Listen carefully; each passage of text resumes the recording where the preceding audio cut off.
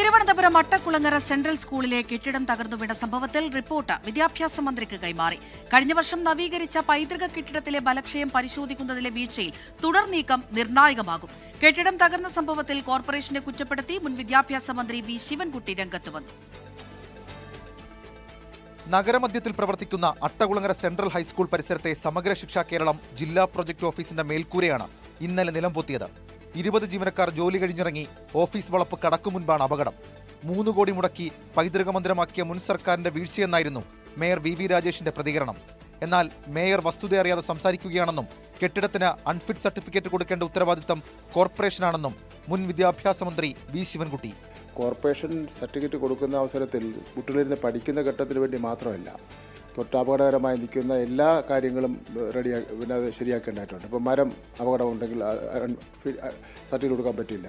ഒരു കോമ്പൗണ്ട് മൊത്തം നോക്കിയാണ് സർട്ടിഫിക്കറ്റ് കൊടുക്കേണ്ടത്. അപ്പോൾ ഇതിൻ്റെ സർട്ടിഫിക്കറ്റ് കൊടുക്കേണ്ട പൂർണ്ണ ഉത്തരവാദിത്വം കോർപ്പറേഷൻ തന്നെയാണ്. സംഭവത്തിൽ പ്രാഥമിക പരിശോധന നടത്തി വിദ്യാഭ്യാസ സെക്രട്ടറി വിദ്യാഭ്യാസ മന്ത്രിക്ക് റിപ്പോർട്ട് കൈമാറി. റിപ്പോർട്ട് പരിശോധിച്ച് കെട്ടിടം നിലനിർത്തണമോ എന്ന കാര്യത്തിൽ തീരുമാനമെടുക്കും. ബാലാവകാശ കമ്മീഷനും സ്കൂൾ സന്ദർശിച്ചു.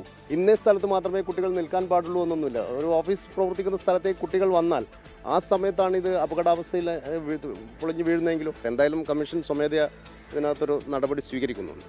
അതിൽ പരിശോധിച്ചിട്ട് റിപ്പോർട്ട് ആർക്കാണോ വീഴ്ച സംഭവിച്ചിട്ടെന്ന് മനസ്സിലാക്കിയതിനു ശേഷം പറയാം. 2020 1.70 കോടി രൂപ ചെലവിട്ട് പൈതൃക കെട്ടിടമായി നവീകരിച്ചു. ഓടുകൾ മാറ്റി താൽക്കാലിക സീലിംഗ് വെച്ചുവെങ്കിലും മേൽക്കൂര ഉൾപ്പെടെ മാറ്റിയിരുന്നില്ലെന്നാണ് വിവരം. 2025 മോടി പിടിപ്പിച്ചതല്ലാതെ ബലപരിശോധന ഉൾപ്പെടെ നടത്തിയില്ല. 24 തിരുവനന്തപുരം.